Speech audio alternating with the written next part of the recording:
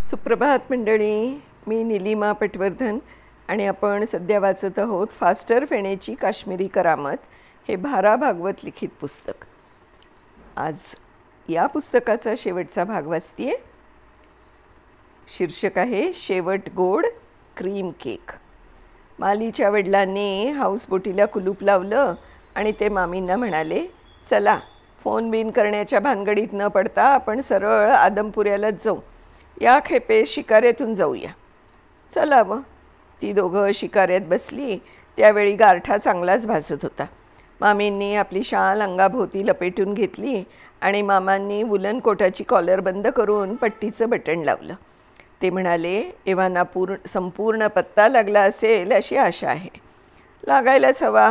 काहीतरी बाई या बन्याला स्वस्त म्हणून बसवत नाही. जिथं तिथं नाक खुपसतो आणि बरोबर त्या पोरीला अडकवतो. मामा हसून म्हणाले, तो मुळीच तिला बोलवत नव्हता. बन्या आणि अनवर जात होते. ही चित्र काढायला म्हणून गेली आणि आपण होऊन कडमडली. माली कसली माल्या आहे तो टॉम बॉय.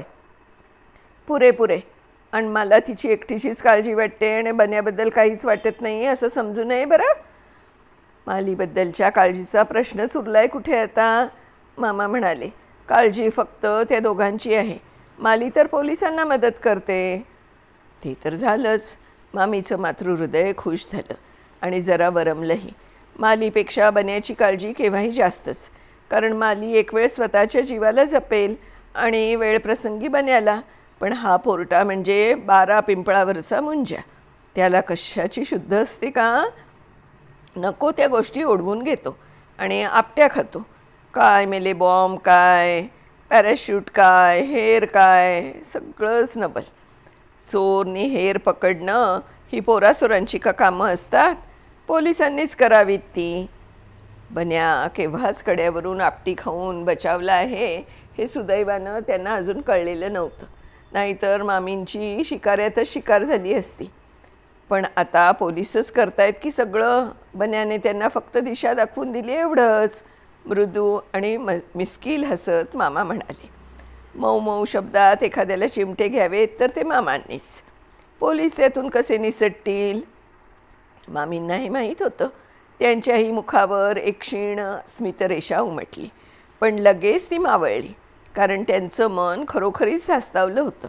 मालीला आदमपुरा पोलीस स्टेशनवर सोडून त्या पतिराजांच्या बरोबर घरी आल्या. दोघांनी जेवणं वगैरे केली. पण मामींना क्षणभरही चैन पडत नव्हतं. त्यांचा जीव टांगल्यासारखा झाला होता. मामींनी एक डुलकी घेऊन बाहेर पडण्यासाठी मामींना हाक मारली तेव्हा सर्व तयारीनिशी शाल बिल गुंडाळून खुर्चीत त्या वाटच पाहत असलेल्या मामांना दिसल्या. लवकरच शिकाऱ्यानं त्यांना आदमपुऱ्याच्या किनाऱ्यावर पोचवलं आणि दोघं उतरून पोलीस स्टेशनच्या वाटेला लागली. आदमपुऱ्यात यावेळी बरीच गडबड उडालेली होती. पोलीस ठाण्याचं आवार पोलिसांच्या वर्दळीनं गजबजून गेलं होतं. एक जाडा आणि एक उंचाडा असे पाकिस्तानी हेर पोलिसांच्या जाळ्यात सापडले आहेत आणि 3 हुशार मुलांची बहादुरी या यशाच्या मुळाशी आहे हे वृत्त कसं कुणास ठाऊक एव्हाना वाऱ्यासारखं श्रीनगरात पसरलं होतं. वाटेत ज्याच्या त्याच्या तोंडी तोच एक विषय होता. कहते हैं इन तीनों में एक लड़की भी है और एक चेक शर्ट वाला लड़का उनका लीडर है. Made in Maharashtra. Faster Fene उसका नाम. फास्टर? हाँ, क्या अजीब नाम है. जी, लड़का भी अजीब है. Fast, faster, fastest. मोटर के माफक चलते हैं उसके पैर, हाथ और मगज भी. यह बात है. संभाषणाचे हे तुकडे मामा मामींच्या कानांनी जाता जाता आत्मसात केले. मामा उद्गारले, काहीतरी झालेलं दिसतंय. म्हणजे फायनल. आता हे विजेतेवीर ठाण्यापर्यंत आले की नाही एवढंच पाहायचं आहे. आणि आले असले तर कशा स्थितीत आहे हेही पाहायचं आहे. तसं म्हटलं तर बन्याला मनोमन मामींनी केव्हाच ठाण्याला पोचवलं होतं म्हणा. पण मगच शाबूत नसला तरी त्याचे शरीर तरी शाबूत आहे ना याची त्यांच्या मातुल हृदयाला आता चिंता लागलेली होती. पोलीस स्टेशनच्या पायऱ्या चढून गेल्याबरोबर त्यांना एक विलक्षण दृश्य दिसलं. खुद्द एक पोलीस कॉन्स्टेबलला हातकड्या घालून एक जमादार बाहेर आणीत होता. ते पाहून मामा मामी इतके चकित झाले की आपल्या मुलांचाही क्षणभर विसर पडून त्या दृश्याकडेच त्यांचे डोळे लागले. तेवढ्यात त्यांच्याजवळ आलेल्या एका अस्वस्थ कारकुनानं अनाहूतपणे त्यांना हळूच बातमी दिली. गद्दार कांस्टेबल याकूब पाकिस्तान को शामिल था, लेकिन हथकड़ियाँ तो क्या हुआ? इन लोगों को खाली हथकड़ियाँ नहीं, इनकी नरडियाँ तोड़ डालनी चाहिए. मामा पाहत होते. त्यांची मान आपसूक होकारार्थी झुकली. या देशद्रोह्यांचे गळे दाबून जरी नाही तरी गोळ्या झाडून प्राण घ्यायला हवेत असं त्यांचंही मत होतं. पण एका साध्या लेखणी बहादर कारकुनाने तळतळवून काढलेले हे उद्गार त्यांना सूचक वाटले. जम्मू काश्मीरातल्या सर्व सामान्य माणसांमध्ये सुद्धा या घरभैद्यांविरुद्ध केवढा संताप उसळलेला आहे याची ती एक निशाणीच होती.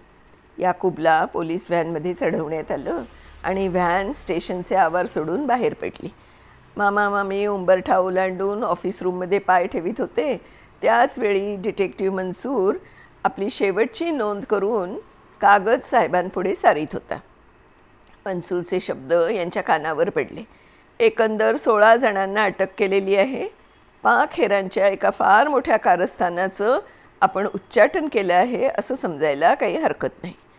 या आपण शब्दाच्या मर्यादा फार व्यापक आहेत, मनसूर इन्स्पेक्टर ओमप्रकाश चिरूट म्हणाले. केवळ तू आणि मी किंवा पोलीस खातं यात समाविष्ट नाही. त्या बालवीरांनाही जरूर ते श्रेय आपण दिलंच पाहिजे. ओ आप आए, पधारिये, हे शेवटचे शब्द त्यांनी खुर्चीतून उठत उच्चारले होते, कारण फास्टर फेणेचे मामा मामी तेवढ्यात आत प्रविष्ट झालेले त्यांना दिसले होते. मैं कहता था, त्यांना मध्येच थोपून मामा म्हणाले, मैंने सब सुन लिया है. पहले हमें बताइए, हमारे बहादूर बच्चे किधर है? आइए मेरे साथ. असं हसत म्हणून मनसूरनं त्यांना आतल्या एका खोलीत नेलं. तिथे एका प्रशस्त आराम खुर्चीत एक मानवी पार्सल पडलेलं होतं. बन्या उर्फ फास्टर फेणे. अक्षरशः तो एक पार्सल पडलेलं असल्यासारखं दिसत होता. पोस्टांच्या तिकिटाप्रमाणे चिकटपट्ट्यांची अनेक लेबलं त्याला आपादमस्तक शोभा आणीत होती. यापूर्वी केव्हाच तो धुतला पुसला गेला असूनही पोस्टाच्या काळ्या शिक्क्याप्रमाणे अजूनही काही ठिकाणी चिखलमातीचे डाग तो मिरवीत होता. आणि हे पार्सल सरळ या मुक्कामावर आलेलं नव्हतं. अनेक ठिकाणाहून मार खाऊन री डायरेक्ट होऊन आता ते योग्य मालकाच्या हाती पडलं होतं असं म्हणा. बन्याचा डावा हात तर चक्क फळी बांधून कापडपट्टीने गळ्यात अडकवलेला होता. सुदैवानं हाड मोडलं नव्हतं, नुसतंच सरकलं होतं.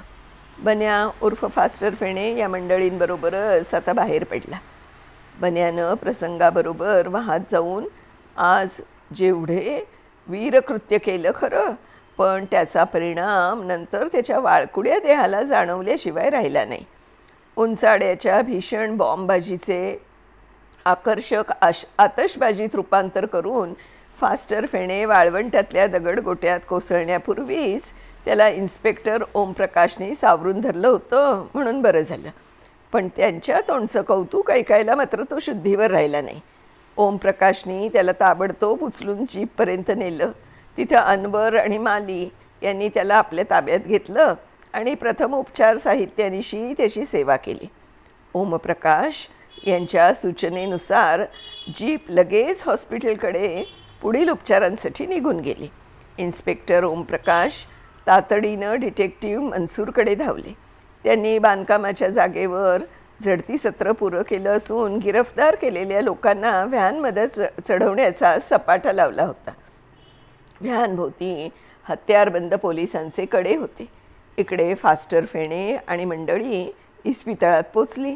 तिथे बन्यावर उपचार केले. नर्स डॉक्टर यांनी त्याचं अल्पावधीत जे रूपांतर केलं त्यामुळे बन्या आता कसा दिसत होता ते आपण वर पाहिलंच आहे. बन्यानं शुद्धीवर येण्या क्षणीच विव्हळत उद्गार काढले होते, कुठं आहे मी, आई ग. बन्या, अरे तू इथे पोलीस स्टेशनवर आहेस? हा बघ अनवर, माली म्हणाली. अंग फार ठणकतंय का रे? काही नाही, तसं विव्हळण्या इतकं फार नाही, बन्या पुन्हा विव्हळत म्हणाला. पण अनवर, तुझ्या कपाळाला काय झालं? अरे कुछ नहीं यार, मामूली गोली है वह. मला गोळ्या चाखायला आवडतात ना, आज गोळीनं मला चाटलं. फास्टर फेणे खुशीत येऊन हसला. अशी उत्तरं त्याला एकदम आवडायची. अनवरच्या अशा वागण्यामुळेच बन्याला तो सख्ख्या भावा इतका प्रिय झाला होता. आणि माले, तू कोंडवाड्यातून केव्हा बाहेर पडलीस? कसं वाटलं तिथे? ते सगळं मग सांगू. अरे बन्या, आपण कोंडवाड्यात फार काळ राहणंच शक्य नाही. कोंडवाडा मेंढरांसाठी आणि चोरांसाठी असतो आणि हेरांसाठी पण, बन्या म्हणाला.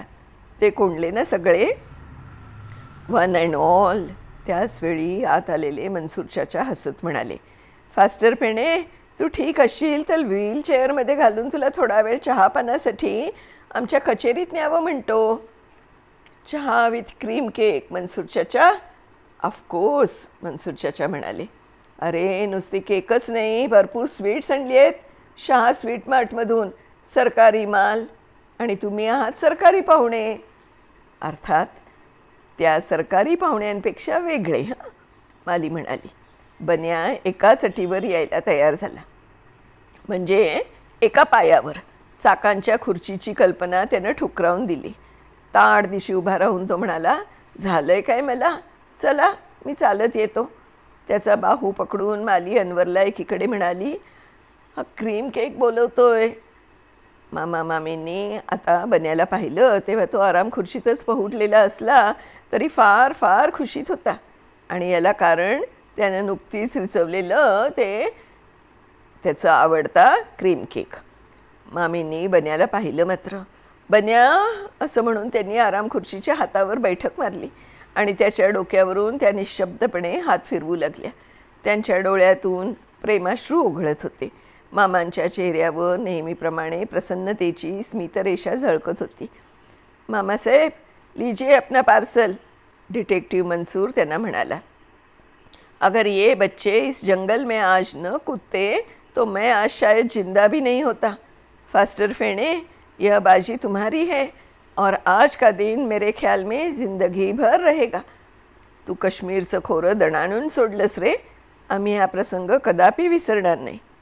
आम्ही पण तुम्हाला विसरणार नाही मनसूर चाचा. फास्टर फेणे मोठ्याल्या जलभऱ्या डोळ्यांनी त्यांच्याकडे पाहत म्हणाला आणि त्याच्या खांद्यावर हात ठेवून मामांनी भाच्याला जणू अनुमोदन दिलं. तर अशी ही फास्टर फेणेची काश्मीरी करामत. मंडळी, तुम्हाला आवडत आहेत ना या फास्टर फेणेच्या गोष्टी? आवडत असतील तर मला नक्की कळवा, म्हणजे उद्यापासून फास्टर फेणेची दुसरी एखादी अशीच थरार कथा मी तुम्हाला सांगीन. तर तोपर्यंत बाय बाय. उद्या भेटूया नवीन कथेसह.